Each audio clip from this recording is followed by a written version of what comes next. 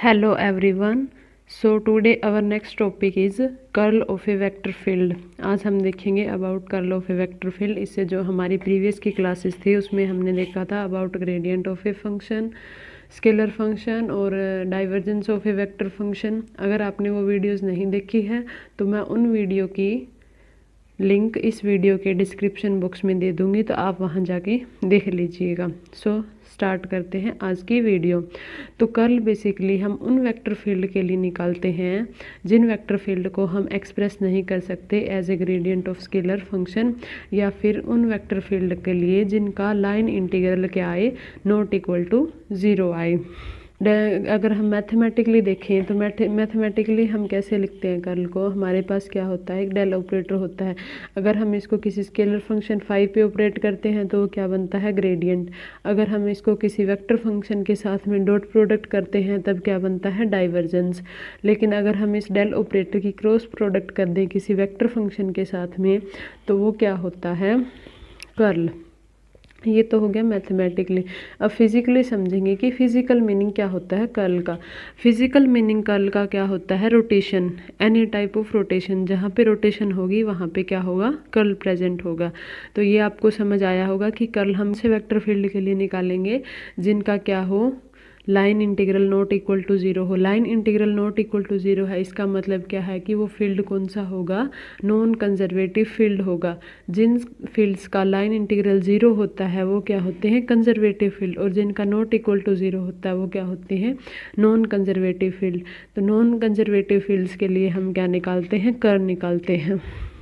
अब हम कंसीडर कर लेते हैं कि हमारे पास एक नॉन लैमलार फील्ड है। नॉन कंजर्वेटिव फील्ड को और क्या बोलते हैं हम, नॉन लैमलार फील्ड। नॉन लैमलार फील्ड के अंदर हमने एक स्मॉल एरिया कंसीडर कर लिया, ABCD, small rectangular area consider कर लिया एक फील्ड के अंदर जो कि परपेंडिकुलरली प्लेस है इस फील्ड के। ये हमारा फील्ड है और इसके परपेंडिकुलर हमने क्या प्लेस कर रखा है, एरिया ABCD। अब हम देखेंगे कि अगर हम इसका लाइन इंटीग्रल निकालें तो वो क्या आता है। अगर हम लाइन इंटीग्रल निकालें वेक्टर A का अलोंग क्लोज्ड पाथ ABCD, तो उसको हम कैसे लिखेंगे, integration along closed path A dot DL, और पाथ कौन सा है हमारा, ABCD। अब हम इसको कैसे लिख सकते हैं, line integral of A integration A to B, और ऐसे ही B टू C, देन फिर C टू D, और देन फिर D टू A। तो ये हमने क्या निकाल लिया, लाइन इंटीग्रल। अब देखो जो हमने ये एरिया कंसीडर किया है ये क्या है, इस वेक्टर के परपेंडिकुलर है। यानी अगर हम यहाँ पे लेंथ एलिमेंट कंसीडर करें DL, तो लेंथ एलिमेंट और वेक्टर फील्ड के बीच में एंगल कितना बन रहा है, 90 डिग्री का एंगल बन रहा है। तो अगर हम यहाँ पे इसको खोल लें तो हम क्या लिखेंगे, डॉट प्रोडक्ट को कैसे लिखते हैं, magnitude of A magnitude of DL into में कोस थीटा, और थीटा की वैल्यू यहाँ पे कितनी है, 90 डिग्री। तो ये हो जाएगा हमारे पास। सिमिलरली ये सारे आ जाएंगे। अब कोस 90 की वैल्यू क्या होती है, 0। तो अब हमने क्या देखा कि अगर हम परपेंडिकुलर एरिया कंसीडर करें तो उसके अलोंग जो लाइन इंटीग्रल है वेक्टर का वो क्या आता है, 0 के इक्वल आता है। अब हम सेकंड केस देखेंगे जिसके अंदर जो ये लाइन इंटीग्रल है उसकी वैल्यू क्या आएगी, और उसके अंदर हमने जो ये एरिया कंसीडर किया है ABCD वो क्या है, पैरेलल है। ये हमारा वेक्टर फील्ड है और इसके पैरेलल में हमने कंसीडर किया है small rectangular area A prime B prime C prime D prime. अब अगर हम इसके अलोंग वेक्टर A का लाइन इंटीग्रल निकाल लें तो वो किसके इक्वल आएगा, closed path A dot DL, integration along closed path A dot DL, और पाथ कौन सा है हमारा, A prime B prime C prime और D प्राइम। अब हम इसको किसके इक्वल लिख सकते हैं, integration A prime B prime A dot DL, similarly B prime to C prime, then फिर C prime to D prime, then फिर D prime to A prime. ये क्या हो गया, इंटीग्रेशन हो गया along closed path A prime B prime C prime and D prime. अब देखो अगर हम यहाँ से देखें तो जो हमारा A प्राइम B प्राइम वाली लाइन है और इसी के अलोंग क्या है हमारे पास, वेक्टर फील्ड है। तो वेक्टर फील्ड और जो ये A प्राइम B प्राइम में अगर हम स्मॉल लेंथ एलिमेंट कंसीडर करें तो इन दोनों के बीच में एंगल कितना बन रहा है, 0 डिग्री का। सिमिलरली अगर हम C प्राइम और D प्राइम वाली लाइन देखें तो इसके अंदर ये इस डायरेक्शन में है और वेक्टर फील्ड इस डायरेक्शन में है। तो A और लेंथ एलिमेंट DL के बीच में एंगल कितने डिग्री का बन रहा है, 90 डिग्री। और ऐसे ही अगर हम बी प्राइम सी प्राइम वाली लें तो इसके अंदर जो थीटा की वैल्यू है वो कितनी है 90 डिग्री, और ए प्राइम डी प्राइम वाली में भी कितनी है 90 डिग्री। अगर हम यहाँ पे इनको खोल के लिखें तो हम कैसे लिखेंगे, integration A prime B prime A dot DL था, इसको हमने क्या लिख दिया ए डीएल कोस थीटा, और थीटा कितना है 0 डिग्री। सिमिलरली इसमें थीटा कितना है 90 degree, C prime D prime वाले में थीटा कितना है 180 डिग्री। यहाँ पे है A DL cos of 180 degree plus में D prime C prime A DL cos of 90 degree. अब देखो जो ये 90 वाली टर्म है ये तो क्या हो जाएंगी 0 हो जाएंगी, बचे की कौन सी, एक तो कोस 0 वाली और एक कोस 180 वाली। तो अब हमने क्या देखा कि अगर हम जो वेक्टर फील्ड है उसके पैरेलल में एरिया कंसीडर करें तो उस केस में जो लाइन इंटीग्रल है उसकी हमें क्या मिलती है, एक फाइनाइट वैल्यू मिलती है। जो दो साइड्स हैं ए प्राइम बी प्राइम और जो सी प्राइम डी प्राइम है उनके अलोंग हमें लाइन इंटीग्रल की वैल्यू क्या मिलती है, फाइनाइट मिलती है। तो इसीलिए अब हमने क्या देखा कि जो लाइन इंटीग्रल है किसी भी वेक्टर फील्ड का अराउंड एनी बाउंड्री वो किस पे डिपेंड करता है, जो हमने एरिया कंसीडर किया है उसकी ओरिएंटेशन पे डिपेंड करता है। अगर ओरिएंटेशन क्या है परपेंडिकुलर है तब तो लाइन इंटीग्रल की वैल्यू 0 आ रही है, अगर ओरिएंटेशन क्या है पैरेलल है तो लाइन इंटीग्रल की वैल्यू क्या आएगी, उस केस में मैक्सिमम आएगी।